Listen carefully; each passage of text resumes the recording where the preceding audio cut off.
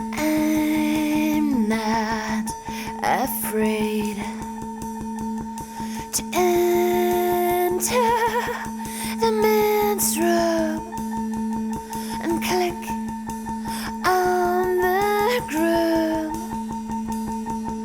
His child days would warn me not to go into the courtyard, not to forget what there has been. Why would I leave a gorgeous big wedding?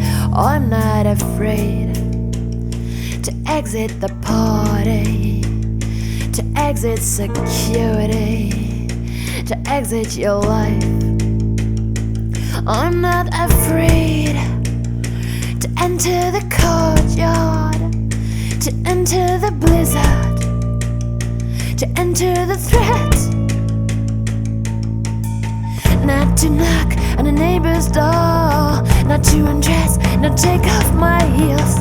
Where would I meet a perfect stranger named Chad?